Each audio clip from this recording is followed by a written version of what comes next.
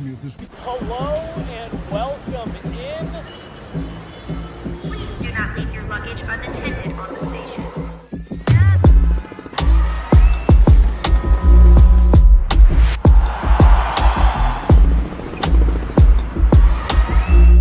Welcome to the show.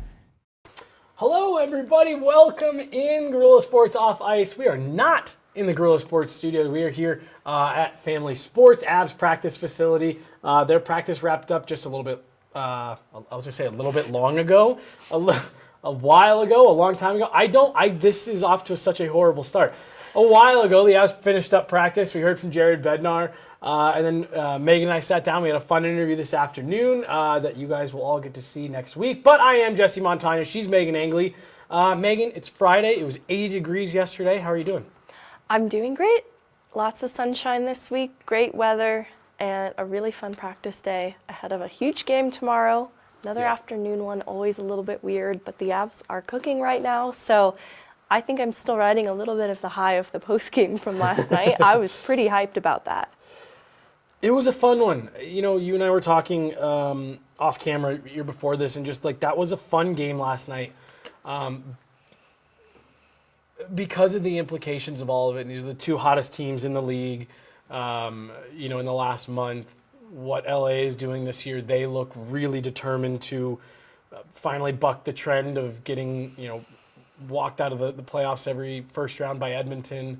And so for the Avs to come out and put together the effort that they did last night, you know, Jared Bednar said after the game that start to finish, that was the best game they've played in a while. And that says something because of how well they've played recently. I liked, too, specifically, it was one of their best defensive games in a while. And against a good defensive team with depth down the middle in LA, who I hold in very high regard in that sense, doesn't always make for the most interesting hockey. But it says a lot about the Avs then and how they're able to match up against that and put four past this good defensively LA team. Mm-hmm. Yeah, it was an impressive effort from my perspective last night. And something that I think can be a real confidence booster for that group. Not that, as you know, you and I kind of learned today, not that this group is lacking a ton of confidence right now, but yeah, just to be able to have that feather to put in your cap of, nope, that's a team that also has aspirations of making a deep run, and not only did we play a strong game against them, but we kind of took it to them for large portions of that game. That's just got to be something when you go home last night, you know, if you're Jared Bednar or any of the players even, and you put your head down on the pillow, that's got to be one that you're feeling like, okay, we might have something special here, like we've been hearing a lot recently. Certainly, because of the quality of competition. I think they've played a mix of teams lately, but there have been good teams that they have beat. And they're finding ways to win no matter the opponent. That's going to be huge down the line because they don't necessarily get to choose. And they're going to be going best on best in a playoff situation. And similarly, the strength of what I liked about last night is how repeatable it is because you look at the utilization across the board, it's pretty equal. And so you're not looking at Nathan MacKinnon and feeling this could really wear him down in a 7-game series. Everybody's chipping in different ways. You know, it's a solid penalty kill that you hope isn't tested as much in the playoffs, but they held their own. I know LA's power play isn't necessarily the most lethal around, but those reps matter. This is a penalty kill that I think has been good all year. They got the goaltending to support it.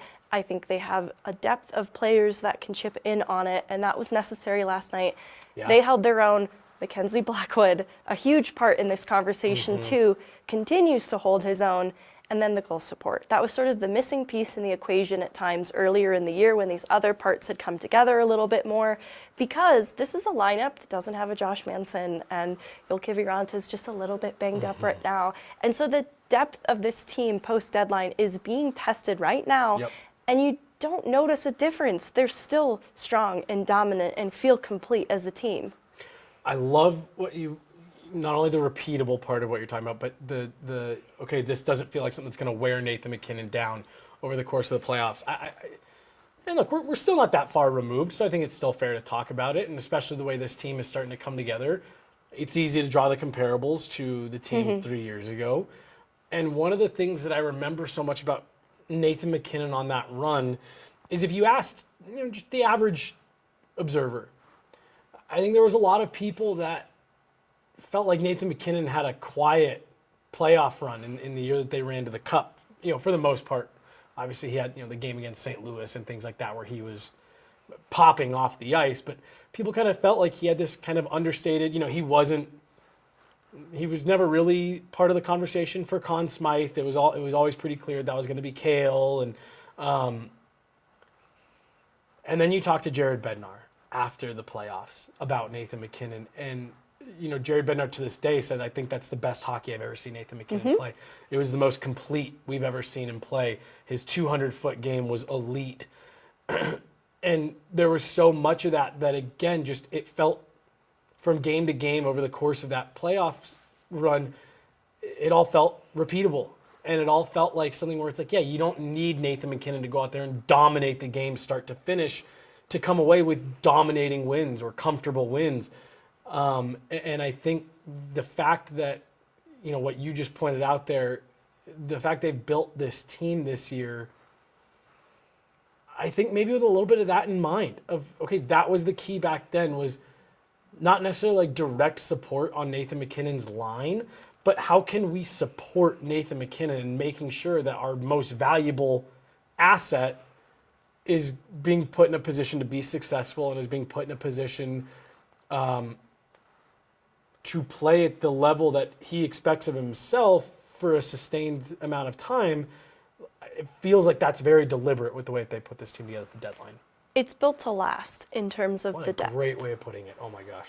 Yeah. Because behind a Kiviranta is a Jimmy Vesey and a Miles Wood, who they paid a lot of money and gave term to be a regular lineup guy. It's kind of crazy that we're in this room, and I understand if people feel a little uncomfy by it, but it also points to just how deep this team is now that they can make those types of decisions. I even look at Logan O'Connor, who used the word disappointed to talk about being pulled out of the lineup to get guys like this in games, staying fresh as we approach this final stretch of the regular season.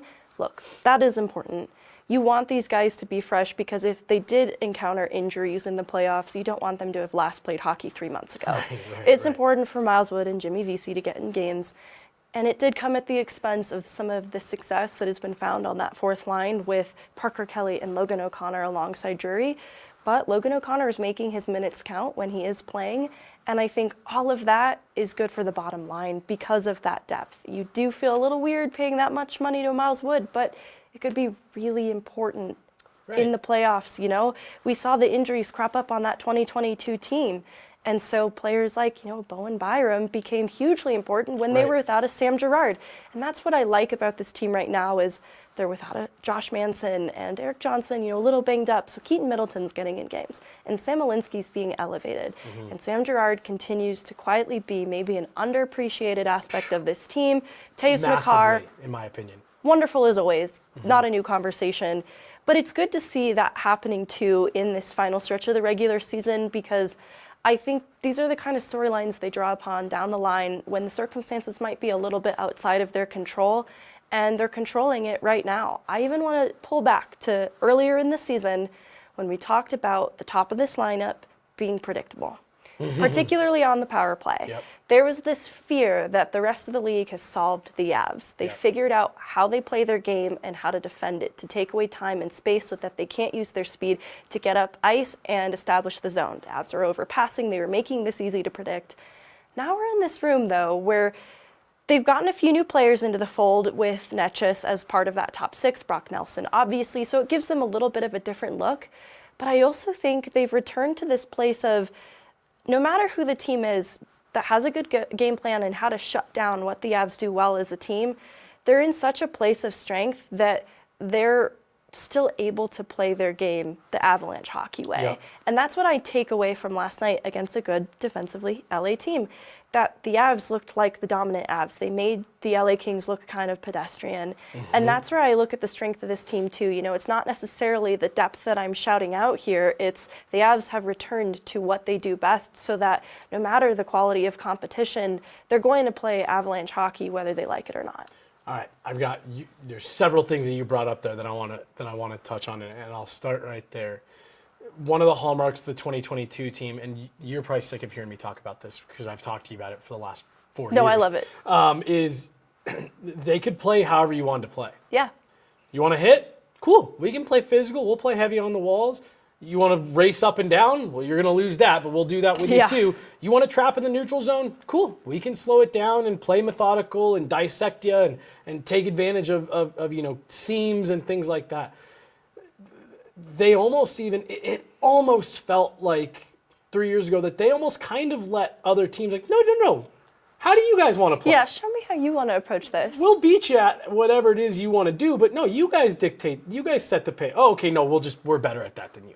And it feels like this team, maybe it's not quite there to that level, but like you said, they seem to be so much better about being able to dictate the way that they want to play, and there isn't just one way to shut this group down.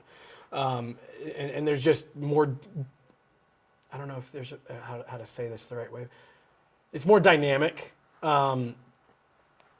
It's not so stagnant, not so predictable. I even heard on the broadcast last night them talking about that first power play unit, and suddenly you've got 3 righties out there who are all crazy threats to shoot, and it just, suddenly Nathan McKinnon's drifted into the middle, so that's where everyone starts looking, and Marty Netchus is wide open for a one-time. Like, they've just added so many layers to what they can do, and then on top of that, because you're right, like the LA Kings are deep down the middle. And like that's one of the few teams that you look at, ooh, wow, that's another team that 1, 2, 3 matches up pretty well with the Avs, and it's where the Nathan McKinnon and Cale Makar cheat code just kind of kicks in, because it's like, yeah, you can match down the middle, and Anze Kopitar is really good, but he's not Nathan McKinnon, and so you've really got, not to take a side swipe at Ryan Johansson, but when Ryan Johansson came in last year and he made the comment of, well, I've been a 1C my whole career. Now I just get to, go keep doing that because there's a 1+ in front of me. No. Now the Avs actually have Brock Nelson, who has been a 1C for a large portion of his career, slotted in on the second line. Jonathan Drouin talked to us yesterday about Charlie Coyle and saying the fact that we have Charlie Coyle as a third line center is such a luxury. So, it's just, you're right. Like, they can dictate the way they want to play and just the way they match up. The other 2 things I wanted to touch on were Logan O'Connor and Sam Malinski. Logan O'Connor told us that he was disappointed coming out of the lineup, and you and I both told each other after the fact that we were surprised by the honesty of like, wow, he was really straightforward about that. Like, no, he didn't say pissed, but like, no, I'm disappointed. I want to be in the lineup. I feel like he's had a different intensity to him since that first scratch. And I felt like that kind of bore itself out last night, the way he was playing, and even the empty netter that he puts in is just, there's a little bit of extra stank on it. You know what I mean? Like, as he put that one in the net, and you could tell that it felt good. And I think that's only good for the Avs if you have those guys at the bottom who are revved up like that. Right. And then the last part, sorry, I know this is long-winded, but the last thing I wanted to, you mentioned Bowen Byram's importance. That's the other thing that people forget. I saw a tweet last night of like, who would win, the 2022 Avs or these Avs? I think this is a great team. It's the 2022 Avs. You won that Stanley Cup having Andre Burakovsky, he's a 60-plus point guy, as a healthy scratch. You won that Stanley Cup without Sam Girard. That team from a few years ago was, I think one of the best teams the league has seen in a generation. Like that was a really good team.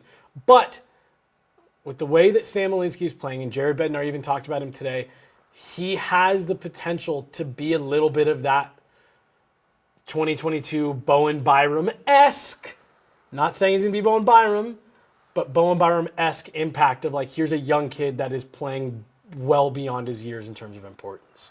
No, it's true, and I think that's the benefit of Malinski too.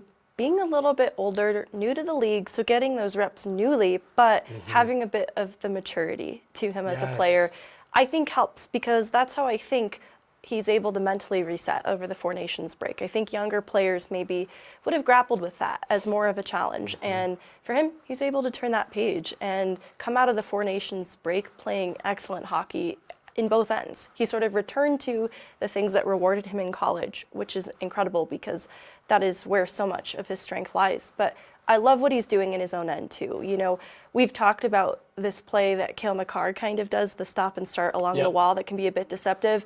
And since we've talked about it, I've noticed it more and more from Malinski. And so in his own end, he is able to gap up on players using that and sometimes evade them and break out the puck successfully as a result of that. And so it's a combination then of using his physicality too in instances where he might absorb a little contact to initially make that play, but he's going to outsmart his opponent. And similarly, what he's doing up ice in the offensive zone is exactly why the Avs had interest in him. He plays such an Avalanche style of hockey. There's so many players we compare him to, right? Like his hockey IQ in his own end reminds me of Devon Taves a little bit in opting for the stick defensive play instead of just playing the body each time.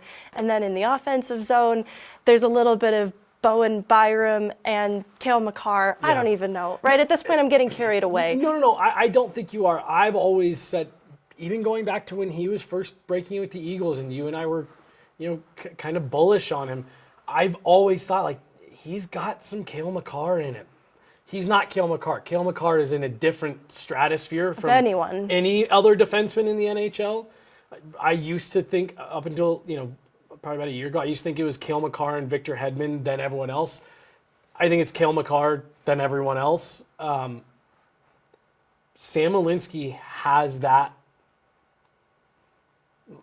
creativity. And again, he told you and I earlier this year, big part of the reason I chose to come here is because I want to model my game off of what Cale Makar does, and what better way to learn than playing alongside him. He successfully split 2 defenders entering LA zone alone, and he ran out of runway, so he didn't have an option at the end of it, which made it a little less cool. But it's the speed and the decision making that grants him that type of opportunity. And out of the first period, because LA did slow the Avs at the start of this game, and so it did take Logan O'Connor's goal kind of opening it up for them, because before that it was a little bit slow and their chances were limited.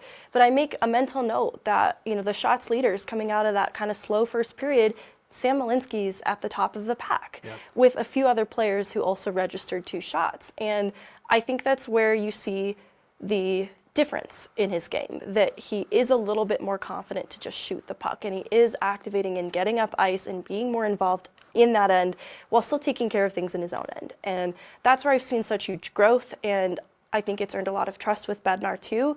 That will go a long way in the playoffs, because as we've seen with Bednar in players like even a Byram and a Newhook, the trust doesn't come easily for young or inexperienced players. But I think Malinski has done so much good for himself, especially with what he's done out of the break. Yeah, no, I couldn't agree with you more. And we've even heard that praise from guys like Ryan Lindgren, and he talking about Sam Malinski's learning and making the right decisions. And I think while I actually do agree to an extent with Nathan McKinnon's comment a couple weeks ago, if you can't win with kids, I think having a guy like Sam Malinski, who's older, he's not a traditional rookie in that sense, but someone who can be a little bit, more cost effective and be able to have a legitimate impact on the bottom part of your lineup. And then you just use the word trust. Jared Bednar said that he thinks that this current stretch right now for Sam Malinski is his best hockey in the NHL so far. And that, if you're showing that you can dial up your play to match the intensity of not only this time of year, but a game like last night, where, like you said, he's kind of someone who's part of being a difference maker early on and helping to generate some offense, that's going to go a long way. And then the last thing that I want to add, off what you just said of a little bit of a slower start, once the Avs kind of find a way to break through, they were able to get going. Well, that is something that we see a lot of teams do. Dallas last year in the playoffs, slow the Avs down, make them chase, make them play from behind, make them play our style real slow. When you're a team trying to play like that and suddenly you are behind, well, you have to open things up a bit and you've got to push up ice, and it takes away from that ability to just slog things down and try to take away the offense. And where I think the Avs' depth is going to help them with that so much this year is with the way that Jared Bednar is able to deploy these lines right now. It's just wave after wave after wave after wave of guys that are wanting to get up and go and play north and play with speed. And it gets hard and it wears you down. And even when their fourth line is out there kind of grinding you out with that style, it just makes it harder to keep the Avs at bay so that you can keep playing the way that you want to for longer. If the Avs are able to have nights like last night where, yeah, you're getting depth contributions to, push the team into a lead without having to be Nathan McKinnon, Cale Makar, well, that's going to really help with the team being able to settle into the way that they want to play and not have to play this slow, methodical through the neutral zone style. Yeah, you see it last night with the way LA defends their own blue line, the Avs' typical way of making an entry. It's not going to be as effective. And so when they make that entry, they're met with two bodies immediately. And so this is where players like Nathan McKinnon maybe don't get enough credit, because sometimes it's Necas bringing the puck across the blue line and dumping it deep, and McKinnon's the one racing below the goal line to retrieve it. And whether it's McKinnon or Brock Nelson or Arturi Lehkonen, they're going to win those battles because they're not only going to get there first, but they're going to be strong on the puck too. Yeah. And they also can get a smart pass off. And so that's what's giving them the time and space to return now to the Avs game, right? Like maybe the entry didn't quite look like the entry they would like if it was Avs hockey perfectly their way, but they're going to make it their way. And those are the little examples too that I think players like McKinnon don't get enough credit for the work that they're willing to do, and how a player like Necas, incredible game last night. Yeah, he's outstanding. Helps the bottom line to open up the game for the Avs, because now they're not just solely reliant on McKinnon for the entry. They've got a little bit more option in terms of speed, and the work is happening across the board, and that's what's helping them to find success. Two things off that. One, Marty Necas, I thought he was great last night, and I saw some stuff probably about a week ago from some Hurricanes people online. They were like, oh, it's almost April. Has he disappeared yet? And, just did some digging, and Marty Necas is definitely a guy who has faced criticism in the past of, maybe not being hard-nosed enough and playing too much around the perimeter when things get really tough. I think he's going to benefit massively from being in this environment and this system. And, like you said, Nathan McKinnon doesn't get enough credit for how hard he plays the game. And I just think that we're already seeing Marty Necas acclimate to that, and it's why his impact has been so has been so great since he arrived to Colorado. And then just you mentioned them being bigger and a little bit meaner and a little bit more difficult to play against. Well, that was something that, again, I remember being a big deal a couple of years ago, where they had this reputation a little bit of, oh, you can just get physical with them and it'll take them off their game. And I will never forget games 1 and games 2, watching the Predators run all over the ice trying to hit anybody they could. And it's like, yeah, and then there's one pass and they're gone. Like Nashville tried to hit their way into winning games and ended up getting swept and kind of embarrassed, in that first round series.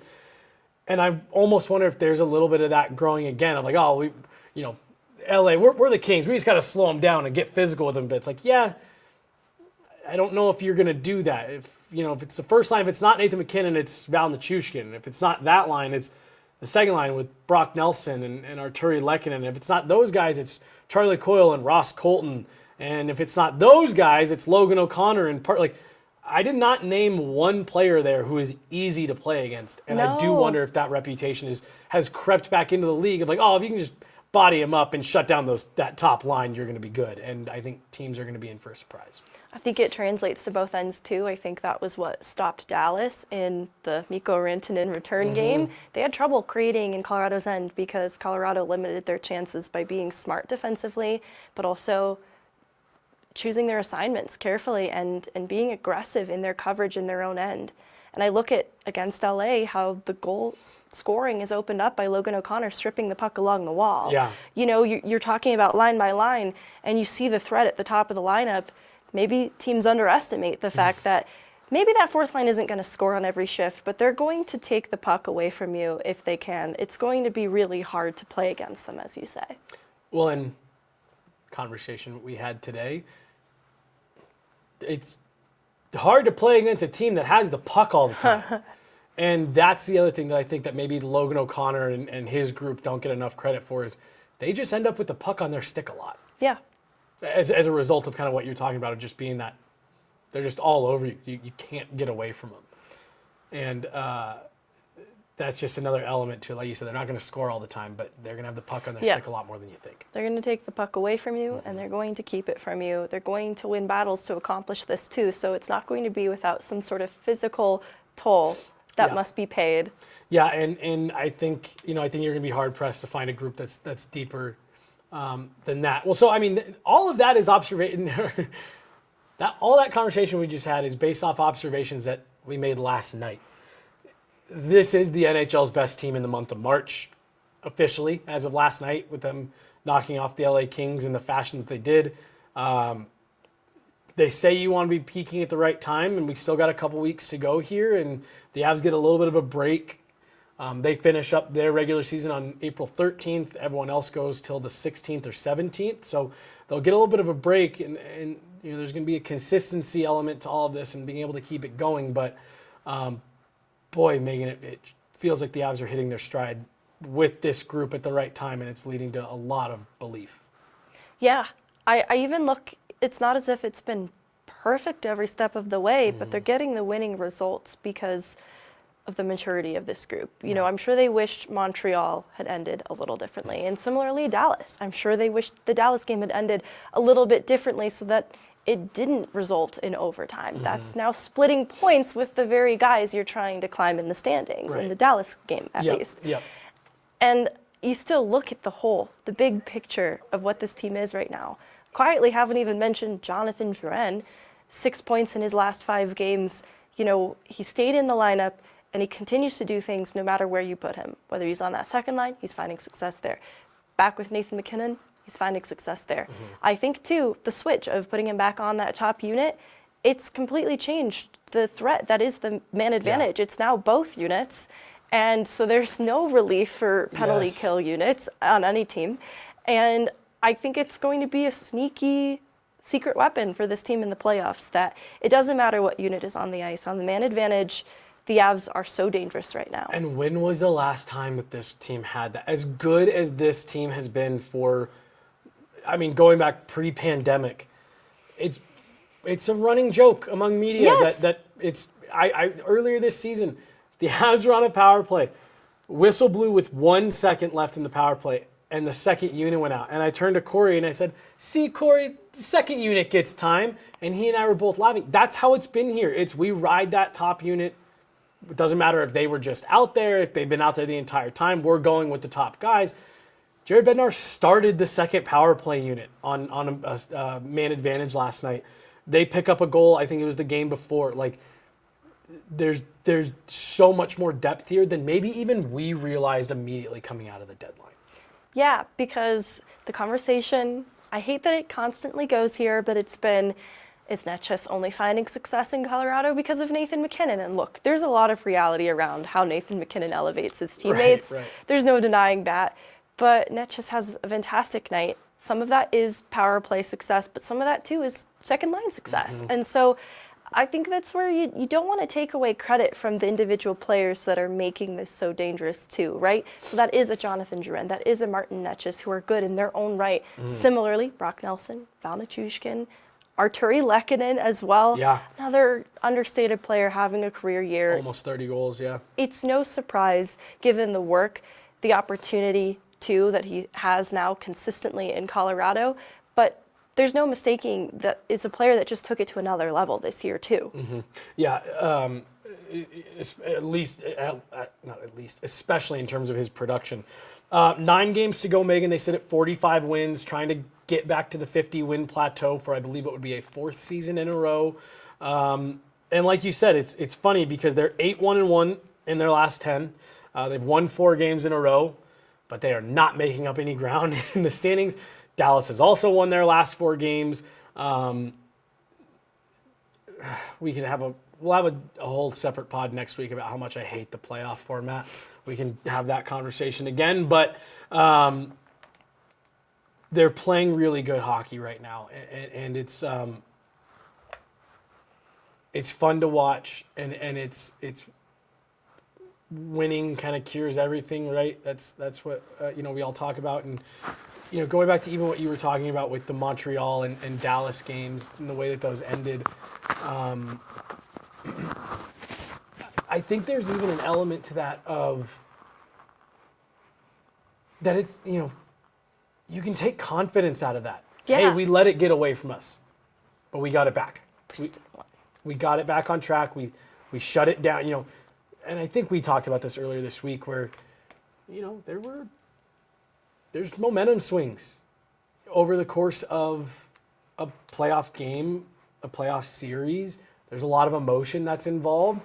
And to see that this group is able to handle those types of swings and still get the focus back on track and come away with the result that they want.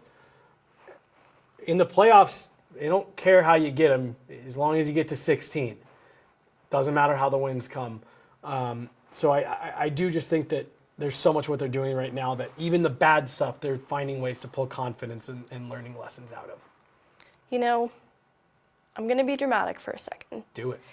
In comparing them to the 2022 team, I think it is fair to say the 2022 team was pretty hard to beat for any team Anybody, around the yes. league, no matter the year. But goaltending. Darcy Kemper, Pavel Francouz. Amazing. They get the job done, especially Pavel Francouz in the Western Conference Final. I think Mackenzie Blackwood and Scott Wedgwood are better as a tandem. And I think that's a sneaky strength of this team that maybe doesn't get factored in the equation when we're comparing the two. I still come away feeling like the 2022 team is better overall.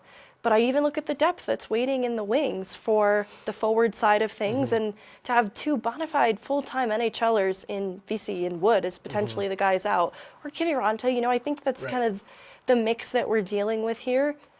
It's really interesting. I think it's still not maybe as black and white as we'd like to think it is. Well, and I was texting with Evan Rawell last night about some of this, and we need to wait to see what happens in the postseason. No, I'm just kidding. Before we compare, because like you, I'm pretty confident in saying that the 2022, I just think really highly of that team from a couple years ago, and not only what they were able to accomplish, but the way they went about it. They lost 4 games over the course of the entire playoffs. They swept the Western Conference Final. Even the Stanley Cup Final never felt in question. They hung 7 goals on Andrei Vasilevsky, who I think people are going to hate. No, I think he's the best goalie that's ever played. Oh, I was so scared with how you were going to finish that sentence. No. I think extremely highly of Andrei Vasilevsky. And the fact that he tells Jared Bednar in the handshake line after, I did everything I could and you guys were too much. That's such an unbelievable compliment. That all said, let's see what this group does. Let's see how deep they go. If they were to do it and go all the way and, bring the cup back to Denver, how does that look? Before you can really compare the two teams. But I don't know if I'm ready to say that this tandem is better than that tandem from a couple years ago. But what I will say is this tandem feels like it was modeled off of that tandem from a couple years ago, where they said, look, we have a clear number one. This isn't a 1A, 1B. We have a clear number one. Last couple years ago, it was Darcy Kemper. This year, it's Mackenzie Blackwood. But you've got a backup goaltender, both in Pavel Francouz a couple years ago and now Scott Wedgwood this year, that would be starters on probably 5 to 10 teams in the league, give or take, depending on the situation. That there's plenty of teams that would take Scott Wedgwood 50 nights a year. There were teams that were willing to give Pavel Francouz money to come be a guy who played 50 to 60 times a year.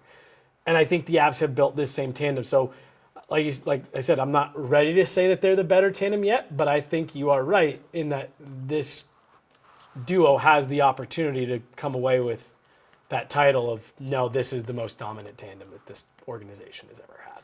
I'm also underestimating the Landeskog of it all with the 2022 team. Yeah. Having a Landeskog, your captain, and just the impact as a player is a little hard to replenish. And then, of course, the success of Nassim Kadri. Brock Nelson's amazing. I think that he can play a similar, though different player, type of role. But even still, big shoes to fill in both those two things. That makes it still a hard conversation to have definitively. Yeah. But I at least want to see them get a fair shake of things, right? Yeah. I don't want there to be something that is out of their control, like losing a Val Nichushkin, but even just a weird injury Yeah. that takes what Like appears breaking your sternum. like breaking your sternum. Poor Sammy, That was gee. brutal. And so I just want to see a real good look at things. It doesn't have to be perfect the whole way because that's not very realistic either. It wasn't even perfect the whole way for the 2022 team. No. So I don't need perfection. I just want a real honest look at this team in the playoffs without some crazy circumstance that just kind of rules them out. Yeah, no, you're totally right. It's hard to even accurately assess the last 2 playoff runs for this group because of what's happened. Megan, I think that's more or less all I've got. There was one other thing that I was going to add there. The Gabe Landeskog. That's the other part that you and I didn't include, when talking about the lines and the depth, just because we still don't know. But Gabe Landeskog did skate again today. If you add him back into the fold on this group, that's when this becomes a different conversation entirely about how good and how deep this team can be. I think people too have a very fair question and counter to that of what does he return as? Can he even be anything close to the player that we once knew? And it's a fair question. Totally. But I think if you're just even measuring the impact he brings in the locker room when he's battling alongside his teammates, that has extreme value that has to be factored into. I hope that he comes back and is even a shadow of the player that he once was. And even without knowing what that looks like, I feel a lot of confidence around the value that he adds, just being able to get back out on the ice and battle with his teammates again. Well, and even like 75 to 80% Gabe Landeskog, with all due respect to the players that we've spoken very highly of in the bottom part of the lineup right now, like that's an upgrade. And so, no, I'm not expecting if Gabe Landeskog comes back, I'm not expecting him to plug into the top 6 and be that same presence he was 2 years ago. But I definitely think that he would have an impact, not only in the way that you're talking about just being there, but, being able to roll out a 4th line with Gabe Landeskog on it. Yeah, he'll take that. Doesn't it feel like they're just saving that spot on the wing for him? Sure does. With the 3rd line? Sure does. But we'll see. And I just think that like I said, that if you get into that room, it's a different conversation entirely. You're right. They have to beat St. Louis tomorrow. Yep. It's a big test. They came out of the break, played a bad game on the second leg of a back-to-back in St. Louis, okay? We all know what it was. We don't need to rehash it. St. Louis has won 8 straight. They're a wild card team trying to solidify their wild card spot. They're going to be hungry. And it's the measuring stick games this time of year too. They know what the Avs are and how everybody's talking about them right now. It's going to be a weird game, an afternoon game, but it's important for the Avs to match that intensity too. I think that's what was lacking in the St. Louis game that they played coming out of the break for understandable reason. Well, now they have a chance to answer for that and respond in a big way. No, you're totally right. And St. Louis, and again, we can talk more about it later, but they're such a weird team to me. They do this, it seems like this is just becoming a normal Jim thing. Montgomery coach team. Where they just, that's what changed this year. So I guess for the Blues to be any good is they've got to fire their coach halfway through the season. I think it's very specific to Monty. Well, 2019, they fired their coach, brought in Craig Berube, and went from last in the league in January to winning the Cup. Yes. And they just have these weird late season surges now. But I also think this is very specific to Monty. What's happening this year? Yes. Yeah. No, I'm just trying to I'm just cape being tongue in for cheek. Monty here, and you're ruining it. No, I'm sorry. You're totally right. He was actually an assistant behind the St. Louis Blues bench a couple seasons back, too. Monty has ties to St. Louis Blues, previously, yeah. so maybe, I don't know if he was there the Berube year or not. Yeah, I don't know. So maybe he was still the secret weapon the whole That's time. right. That's what I'm trying to yes. say. No, I think that's fair. Will be a big one tomorrow. Tomorrow afternoon, 2:30. Weird start time, but we'll be there. As we sign off, I got to give a huge shout out to the folks behind the camera today. You guys can't really see it on camera. The setup that they built for us here is absolutely outstanding. We have some content that'll be coming early part of next week that we think you guys are just going to love. We're really excited to share that with you. But big shout out to Mark and John. You guys hear us talk about all the time. But the way they take care of us here at Gorilla is second to none. nobody else can touch the people that we've got working behind the scenes here, Megan. So big shout out to them. That's going to do it. She's Meghan Angley. I'm Jesse Montano. Mark and John behind the proverbial glass today. Game tomorrow. Expecting an off day Sunday, but then we'll be right back at it on Monday. But we'll have all your regular game day content coming your guys' way tomorrow. Thanks so much for hanging out. Get outside. Enjoy the weather. Have a great Friday. Everyone stay safe. For Megan, I'm Jesse. Take it easy, guys.